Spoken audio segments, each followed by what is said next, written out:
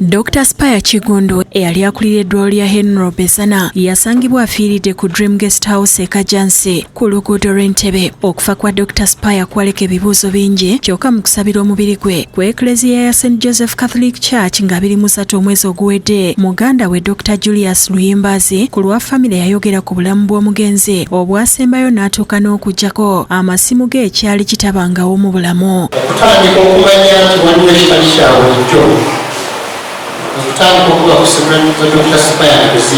baatandika okumunoonya nga beeyambisa poliisi okulondoola amayitire ge. Yagamba nti bakozesa kamera z'oku nguudo ne balondoola entambula ze wabula nga yakoma okulabikako ng'ayita ku ttaawo e Kajansi nga waaliwo n'akalwaliro we yakyamu okufuna empeke okweweeza ku bulwadde bwa puresha obubadde bumumazeeko ebbanga. Which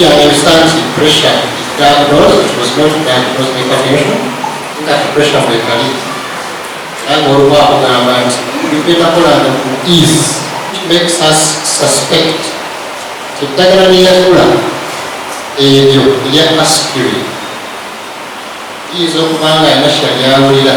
Agamba nti yayingira mu Dream Guest House e Kajansi okuwummulako wabula ng'abakozi abamwaniriza nga tebategedde nti alina obuzibu mwe bamusanga ng'afudde. Yagamba nti bakwatagana n'aba Dream Guest House ne batwala omulambo gw'emulago wabula bwe baamukebera ne basanga ng'omutima gwafuna obuzibu ekyamuviirako okufa. Essuwa egigenda ku mutima gyatwalibala egibanga omusaayi ogenda kukola ki okubala nawe oli omwasangiddwa omutima ogwalemedde okufuna omusaayi ogumala negulemerera. The stomach was empty, tewaliwo kintu kyonna. There was no sign of violence. Onere yasaba abantu obutafulumya mawulire ga bulimba olw'ebigendererwa byabwe. Saba amawulire byomu bijja house byavuddemu besigenda mu kutambuza ngeri omwanyusiza ku bantu bonna abagifunye era bagifunye ate bagifunye ebigenga praise.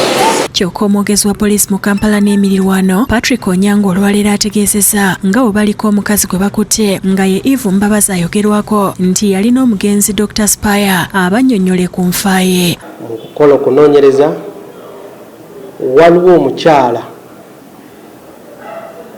akatambi eya kamera enkesi emulaga ng'eyingira mu ruumu Dr. gy'abadde ate ng'eraga ng'afuluma.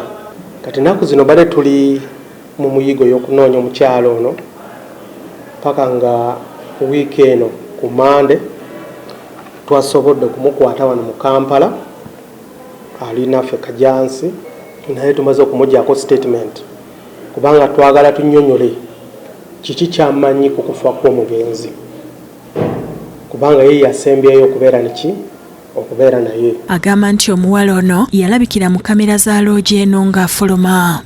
Kyalina emyaka nga 20 awo 21 23 awo naye ye ali cooperative atuwa oba yabadde abasirikale abapoliisi information yonna amawulire gonna poliisi gye badde eyagala. Agamba fayiro ye bagiweerezeewo omuwabi wa gavumenti abawabule ku misango gye bagenda okumuggulako. Agenda kusoma fayiro eno ng'amaze okusoma ayinza okutugamba nti omukyalo oyo mumuleke agende oba omukyalo oyo mumuleete ku musango guno ne guno mu kooti. Dr. Spire yaziikibwa ku kyalo Lusaka lwa Mmese ku lwokusatu lwa wiiki ewedde nga 25 era abakungubaze baatendereza omukololo gwe. Abadde ayambako abasawo bangi nnyo yonna gye bali ng'ayinza okukola wano nakuba waliwo Dokita yange ngende muyambeko ng'abantu bangi bamukubira n'agenda n'abakolerako mu malwaliro gaabwe. Yakola ekibiina kyaffe eky'abasawo abalongoosa nga bakozesa laparoscopy oba obutuli nga tebasaze muntu.